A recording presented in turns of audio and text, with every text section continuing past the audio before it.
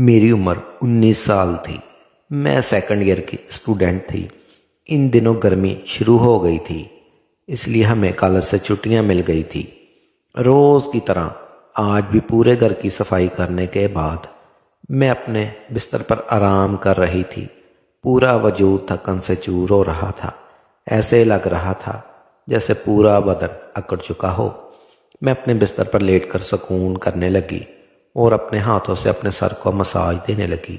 मेरे करहाने की आवाज़ सुनकर मेरा भाई असफंद कमरे में आया। कहने लगा, क्या हुआ नाइमा, तबीयत तो ठीक है? मैंने कहा, भाई काम बहुत होता है, अम्मी तो सारा काम मेरे सर पर डालकर चली जाती हैं। कॉलेज से छुट्टियां क्या हुई हैं, सारे घर की जिम्मेदारी मुझ पर आ गई है। ऊपर से मुलाजमा भी छुट्टी पर है। मुझसे नहीं होते ये घर के काम। मेरी बात सुनकर असफंद हंसा और मेरे पास बैठ गया। फिर कहने लगा, मेरी प्यारी बहन, कोई बात नहीं, मैं अभी तुम्हारे लिए दूध लेकर आता हूँ, इसे पियोगी तो सुकून हो जाएगा। मैंने असफंद की बात सुनी तो मुस्कुरा गई। कहने लगी, बस तुम खाना बाहर से ले आना, मैं थोड़ी देर सोऊंगी तो मेरी तबीयत कुछ बेहतर हो जाएगी।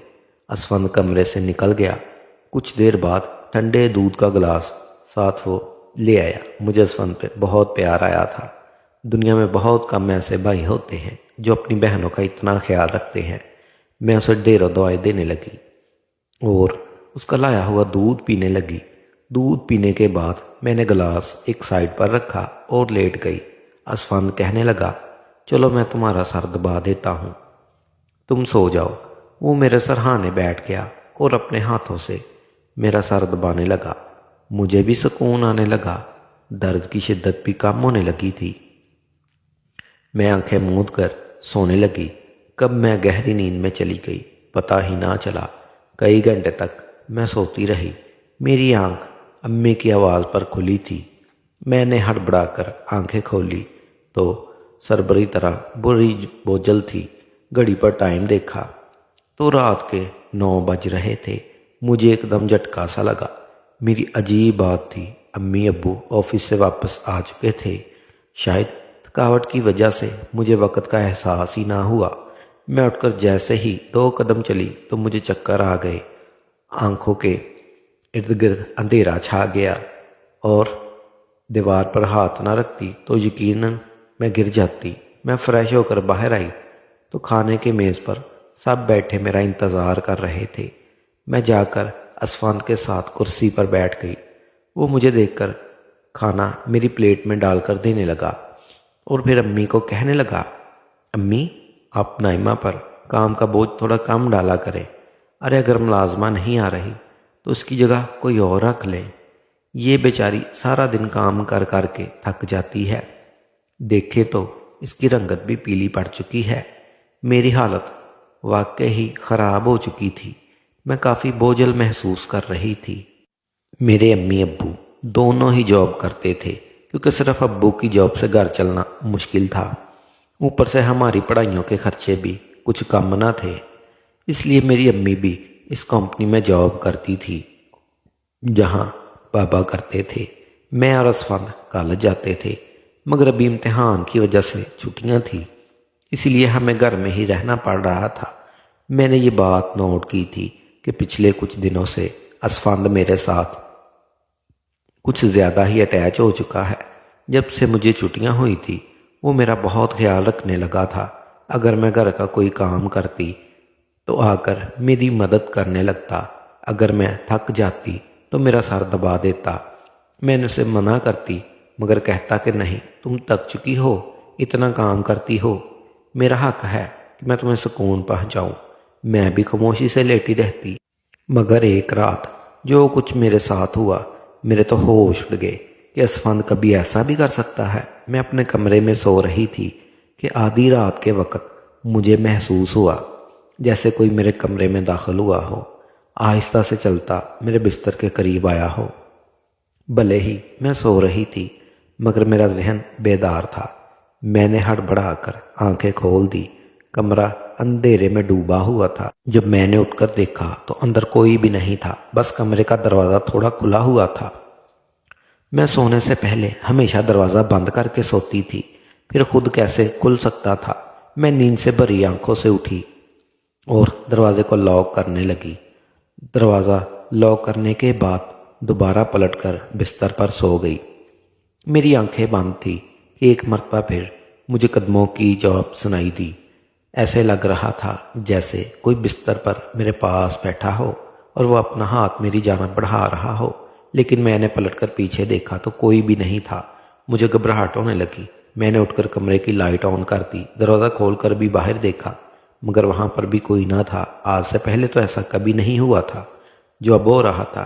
मुझे पानी की तलब हुई तो कमरे का दरवाज़ा खोलकर कमरे से बाहर निकली। ऐन उसी वक्त असवान भी अपने कमरे से बाहर निकला।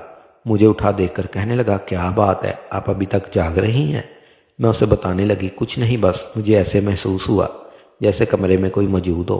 पानी पीकर दोबारा कमरे में आई। फ़ौरन असवान भी पीछे मेरे आ गया और कहने लगा, आपको डरने की कोई ज़रूरत नहीं। अगर आपको डर लग रहा है तो मैं आपके पास सो जाता हूँ। मैंने उसे कहा, नहीं नहीं, मेरी वजह से तुम्हें अपनी नींद ख़राब करने की ज़रूरत नहीं है, तुम अपने कमरे में सो जाओ। मगर असवान ज़िद करने लगा, आपको मैं अकेला किसी हाल पर भी नहीं छोड़ सकता। आपकी तबीयत ख़राब हो सकती है, मैं आपको तकलीफ़ नहीं दे सकता। चले आप सो जाए, मैं अभी यही सो जाता हूँ। मैंने कहा, नहीं मैं ठीक हूँ। मगर वो तो मेरे कमरे में ही सोने पर बस ज़िद था। मैं बेड पर जाकर सो गई और उसने तकिया उठाकर सोफे पर रख लिया और वहीं पर सो गया। उस रात मुझे यूं महसूस हुआ जैसे कोई सराहना बैठकर मुझे बहुत देर तक देखता रहा। उसने मेरे बालों को भी सहलाया हो, मेरे चेहरे पर उंगलियां फेरी हों और मैं पुरस्कून सी सोई रही। मुझे सब कुछ एक ख्वाब लग रहा था। अगली सुबह मैं उठी तो मेरा मूड बड़ा ही खुशगवार था, मगर जैसे ही अपने वजूद पर गौर किया तो मैं बौखला गई। ये तो शुक्र था कि मैंने दुपट्टे से अपना जिस्म ढक रखा था, क्योंकि सोते हुए मेरी कमीज़ बेतरतीब हो चुकी थी। मुझे हैरत हुई थी क्योंकि आज से पहले मैं कभी इस तरह गाफिल होकर नहीं सोई थी। आज असफंद मेरे खुश लग रहा था, ना जाने क्या वजह थी। मैंने उससे पूछा, बोला, मैं तो रोज़ इतना खुश होता हूँ, जिसको आप जैसी बहन मिल जाए वो क्यों खुश ना हो। घर के सारे काम वगैरह निपटा कर मैं बैठी तो असफंद तेल लेकर मेरे सर पर आ गया। कहने लगा, नाइमा, आपके बाल को मैं आपके सर में मसाज कर दूं। मुझे इसकी हरकत बड़ी अजीब लगती थी। मैंने कहा, ये तुम्हारा काम नहीं है, जाओ अपने दोस्तों के साथ घूम फिर आओ, मुझे मसाज की ज़रूरत नहीं है। मगर वो तो खुद ही मेरे बालों से कैचर उतार कर कहने लगा, आप भी नखरे मत किया करें, किस्मत वालों को मिलते हैं मुझ जैसे भाई। आपका भाई जब आपके इन खूबसूरत रेशमी बालों में मसाज करना चाहता है तो आपको क्या मसला है? चले आए, मैं आपका मसाज कर देता हूँ, आपको बहुत सुकून आएगा। वो मुझे वहाँ से उठाकर कमरे में ले गया। मैं बेड पर तकिए रख कर लेट गई। मेरे बाल बेड से नीचे लटक रहे थे और मेरे सहाने बैठकर मेरे बालों की मसाज करने लगा। असफान मुझसे 4 साल छोटा था, मगर मुझे नाम से बुलाता था। कहता कि आप इतनी प्यारी हैं कि आपको देखकर दिल करता है आप हमेशा यूं ही मुस्कुराती रहें और मैं आपका लाड उतारता रहूं। असफान मेरा मसाज कर रहा था, लेकिन उसके हाथों में तो जैसे जादू था। मसाज से मुझे इतना मज़ा आया कि मैं नींद की वादियों में खोने लगी। तेल की खुशबू बड़ी ही ज़बरदस्त थी। मैंने असफान से पूछा, ये कौन सा ऑयल है? कहने लगा, ये बहुत ही ख़ास तेल है, ख़ास आप ही के लिए। आपके जो इतने हसीन बाल हैं ना, ये इन बालों के लिए ही बना है। इसकी बातें बहुत प्यारी होती थी। मैं समझ नहीं पाती थी कि ये बात करके किस तरीके से कर रहा है। बहरहाल मसाज के दौरान ही मुझे नींद की वादियों में खोती जा रही थी। एक मरतबा फिर मैं सो चुकी थी, मगर जब कुछ देर बाद मेरी आँख खुली तो मेरा पूरा वजूद दर्द से टूट रहा था। ऐसे लग रहा था जैसे बहुत ज़्यादा वज़न मेरी टांगों पर रख दिया गया हो। पूरे बदन में दर्द सरसरियत करता जा रहा था। मैं धीरे से उठकर बैठी और उसके पास देखने लगी। जब अपने वजूद पर गौर किया तो मैं मुकम्मल भीगी हुई थी। ऐसे लग रहा था जैसे मुझे किसी ने नहला दिया हो। मेरे कपड़े गीले थे, पंखा बंद था और गर्मी थी। आखिर ये सब कुछ हुआ क्या था? मैं बड़ी मुश्किल से बेड से उठी। मुझे चक्कर आ रहे थे, मुझसे चलना मुश्किल हो रहा था। मैं अपनी हालत समझ नहीं पा रही थी कि मेरे साथ ये सब कुछ क्या हो रहा है। बड़ी मुश्किल से चलकर वॉशरूम गई और फ्रेश हुई थी। اپنی حالت پر غور کیا تو ایسے لگا جیسے میں سوئی نہیں بلکہ کوئی مشقت والا کام کر رہی تھی۔ میں جب کمرے سے باہر نکلی تو مجھے خسر خسر کی آواز آئی۔ ایسے لگ رہا تھا جیسے اسفند کسی سے بات کر رہا ہو۔ گھر میں تو میرے اور اس کے علاوہ کوئی بھی موجود نہیں تھا، پھر وہ کس کے ساتھ بات کر رہا تھا؟ میں پہلے تو کچن میں پانی پینے گئی مگر تب تک آواز آنا بند ہو گئی تھی۔ میں کچن کے دروازے کے پاس کھڑی تھی۔ جب اسفند بیٹھک سے نکلا تو اس کے ہاتھ میں کافی پیسے تھے جن کو دیکھ کر وہ مسکرا رہا تھا۔ میرے ماتھے پر بال پڑے۔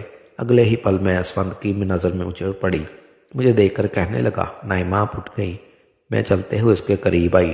وہ ہڑبڑا کر پیسے اپنی پینٹ کی جیب میں ڈال رہا تھا مگر اس کا ہاتھ پکڑ کر ان پیسوں کو سامنے لا کر بولی، اسفند اتنے پیسے تمہارے پاس کہاں سے آئے؟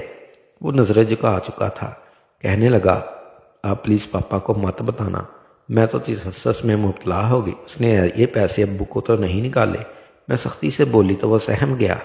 کہنے لگا، یہ ابو کے ایک دوست کے کئی سال پرانا قرض اتارنے آئے تھے، میں نے تو سوچا ان کو موبائل لوں لیکن اس نے پیسے مجھے تھما دیے۔ میں نے کہا، ہاں تم نے اچھا کیا، گھر کے حالات دیکھو کس قدر خراب ہے، ہمارے ماں باپ دونوں نوکری کر رہے ہیں اور تم بجائے یہ پیسے ان کو دینے کے موبائل لینے کی بات کر رہے ہو۔ اسفند شرمانے لگا مگر میں وہ پیسے رات کو ابو کو دے دیے۔ اسفند نے میرے ساتھ کوئی بات نہیں کی۔ آج تو وہ سونے بھی جلدی چلا گیا تھا۔ اگلے روز میں کچن میں کام کر رہی تھی جب اسفند اپنے دوستوں کے ساتھ گھر میں داخل ہوا۔ میں جتنی حیران ہوتی اتنا کم تھا کیونکہ وہ اپنے دوستوں کو سیدھا لاؤنج میں ہی لے آیا تھا۔ اس وقت دوپٹہ اتار کر برتن دھو رہی تھی۔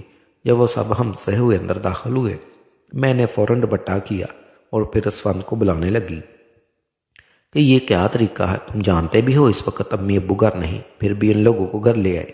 اسفند کہنے لگا، یہ میرا گھر ہے، جب آپ کو میرا خیال نہیں تو میں آپ کا خیال کیوں کروں؟ اچھا سا کھانا تیار کرے، میرے بہت خاص دوست ہیں۔ وہ مجھ سے کافی ناراض ہو چکا تھا مگر اب میں کیا کرتی، یہ کرنا تو ضروری تھا۔ میں اس کے دوستوں کے لیے کھانا بنانے لگی تو وہ بولا، کھانا پڑوسنے بھی تم خود ہی آؤ گی۔ مجھے اسفند کا یہ رویہ حیران کر رہا تھا۔ چھوٹی سی بات پر آخر وہ ایسے کیسے بدل سکتا تھا؟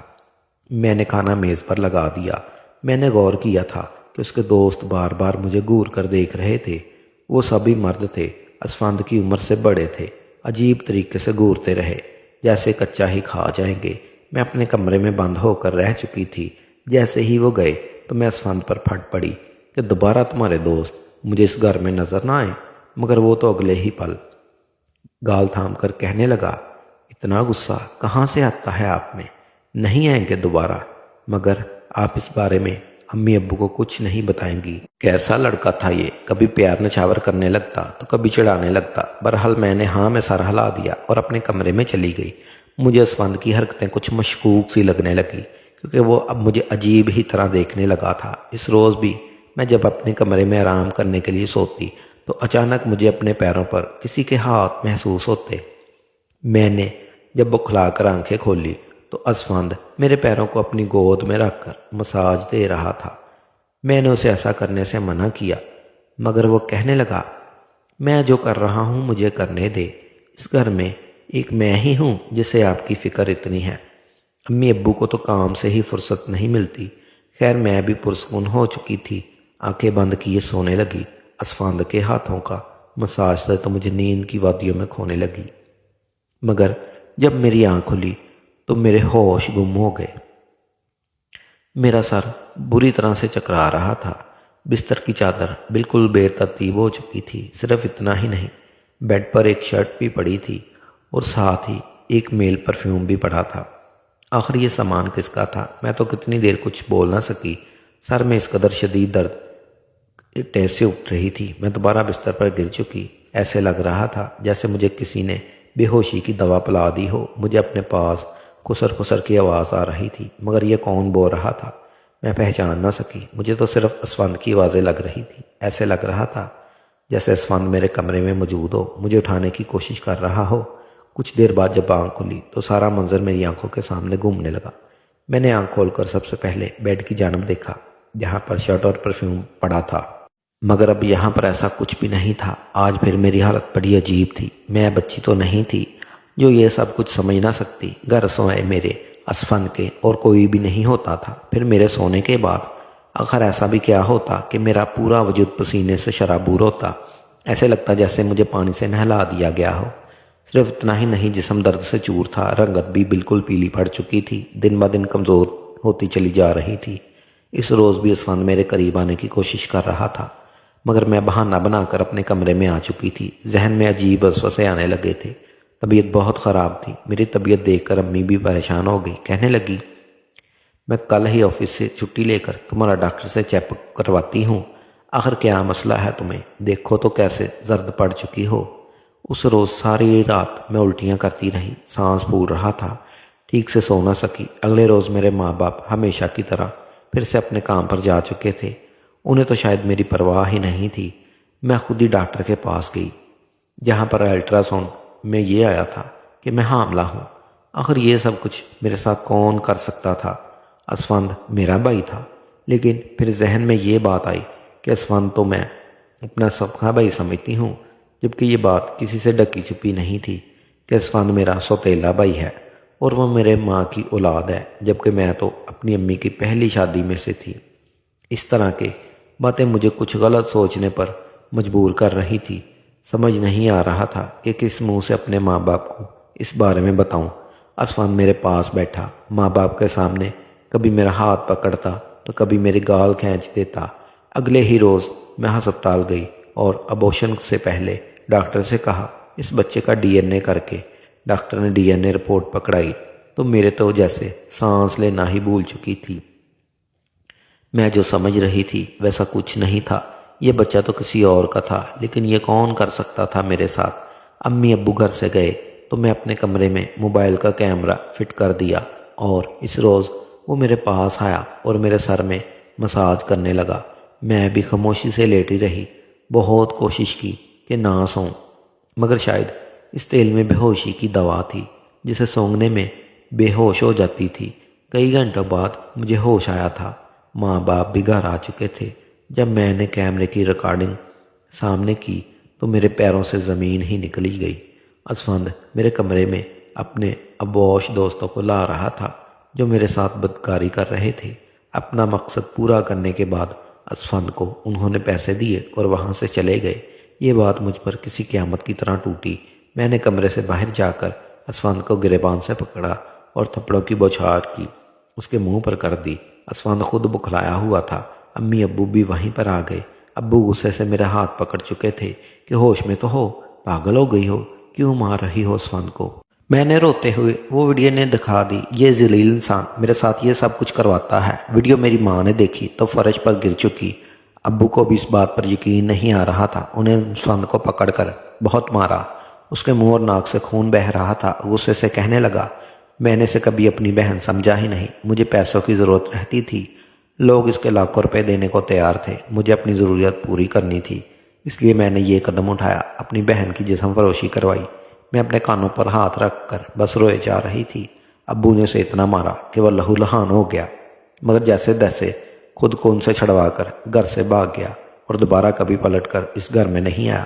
میرے پیٹ میں پل رہا بچہ ناجائز تھا جس کا میں نے ابورشن تو کروا دیا، مگر اسفند نے جس قدر گھنونا کھیل میرے ساتھ کھیلا میں مرتے دم تک بھول نہیں سکوں گی۔ یقیناً آج کل سے اس فتنے کو دور بھائی وہی ہوتا ہے جو آپ کے سگے والدین سے ہو۔ انجام مرد کے سہارے اپنی جوان جہان بیٹی کو چھوڑنا یقیناً بہت بڑی بے وقوفی ہوتی ہے، کیونکہ شیطان پرست مرد ہر وقت اس آڑ میں رہتے ہیں کہ وہ کسی نہ کسی بنت ہوا کی عزت کو نیلام کرے۔ تو میں اپنے تمام دیکھنے والے اور سننے والے والدین سے یہی گزارش کروں گا کہ ہمیشہ اپنی بیٹیوں کے ساتھ پردوں میں رکھے اور کبھی کسی بھی انجان مرد کے سہارے پہ انہیں اکیلا نہ چھوڑے۔ اس سارے معاملے میں آخر غلطی کس کی تھی؟ میرے باپ کی، جو پیسہ کمانے کے چکر میں بچوں سے بالکل ہی غافل ہو گئے تھے، یا پھر میری کہ میں اپنے سوتیلے بھائی کے ساتھ اکیلی اس گھر میں رہتی تھی، اس پہ حد سے زیادہ اعتبار کرتی تھی، اسے اپنا سگا بھائی ہی سمجھتی تھی۔